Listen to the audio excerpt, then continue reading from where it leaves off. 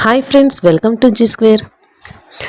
దర్శకుడు విఠలాచార్య గారి జయంతి ఈరోజు. ఈ సందర్భంగా ఈ వీడియోలో ఆయన గురించిన కొన్ని విశేషాలని తెలుసుకుందాం ఫ్రెండ్స్ ఈ వీడియోని చివరి వరకు చూడండి. వీలైతే లైక్ చేయండి, కుదిరితే సబ్స్క్రైబ్ చేయండి. మనిషి జంతువుగా మారడం, మంచం మరయంత్రంలా తిరగటం, పువ్వుతో పాటలు పాడించడం, అస్థిపంజరంతో ఆటలాడించడం, టెక్నాలజీ అందుబాటులో లేని ఆ రోజుల్లోనే ఇలాంటి సన్నివేశాలతో ప్రేక్షకుల్ని మంత్రముగ్ధుల్ని చేశారు దర్శకుడు విఠలాచార్య గారు. ఈ జానపద బ్రహ్మ జయంతి ఈరోజు. ఈ సందర్భంగా ఆయన గురించిన కొన్ని సంగతులను గుర్తు చేసుకుందాం ఫ్రెండ్స్. విఠలాచార్య గారు జనవరి 28, 1920న జన్మించారు.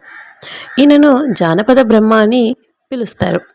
నిర్మాతగా తెలుగు, తమిళ, కన్నడ భాషల్లో 70 చిత్రాలు రూపొందించారు ఈయన. 1920 జనవరి 28న కర్ణాటకలో ఉడిపిలో జన్మించారు. కొంతకాలం సర్కస్ కంపెనీలో జంతువుల ఆలనా పాలన చూశారు. ఆయన ఎన్నో జానపద చిత్రాలకు అద్భుతమైన దర్శకత్వం వహించారు. అప్పటి పరిమితమైన సాంకేతిక పరిజ్ఞానంతో ఆయన చూపించిన ప్రతిభ అసామాన్యమైనదని చెప్పుకోవాలి. చాలా కొద్ది ఖర్చుతో ఆయన కనులకు ఇంపైన జానపద కళాఖండాలను రూపొందించారు. 1942లో చిత్రరంగ ప్రవేశం చేసిన ఈయన నిర్మాతగా డి శంకర్ సింగ్తో కలిసి దాదాపు 18 చిత్రాలను తమ మహాత్మా పిక్చర్స్ పతాకంపై నిర్మించారు. విఠలాచార్య గారి కంటే ముందు కూడా జానపద చిత్రాలను శ్రీకారం చుట్టిన వారు ఉన్నారు. కానీ వింతల్ని నిజమేనేమో అన్నంత సహజంగా తెరకెక్కించింది మాత్రం విఠలాచార్య గారని చెప్పుకోవాలి. ఎక్కువ విజయాలు అందుకుంది తనే. జానపద సినిమాలు తెరకెక్కించడంలో విఠలాచార్యకు స్ఫూర్తినిచ్చింది మాయాబజార్ సినిమా. తొలినాళ్లలో కన్యాదానం, వద్దంటే పెళ్లి, పెళ్లి మీద పెళ్లి, అన్నా చెల్లెలు వంటి సాంఘిక చిత్రాలతో మెప్పించారు.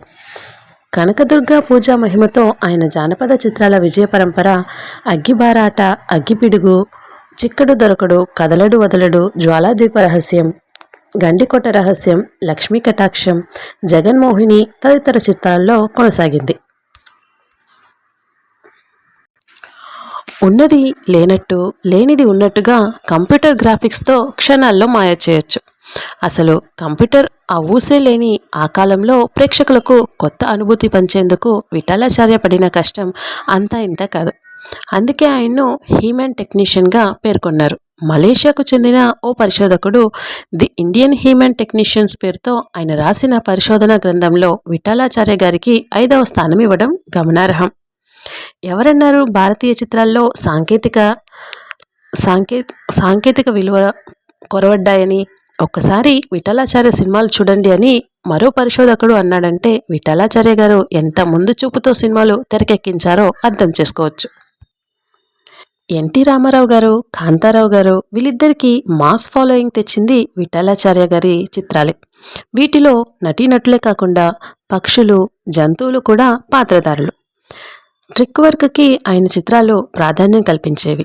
లాజిక్ అక్కర్లేదు, అదెందుకు జరిగింది అని అడగడానికి లేదు, ఏమీ అక్కర్లేదు. ప్రేక్షకుల్ని ఆహ్లాదపరచడమే ముఖ్యం.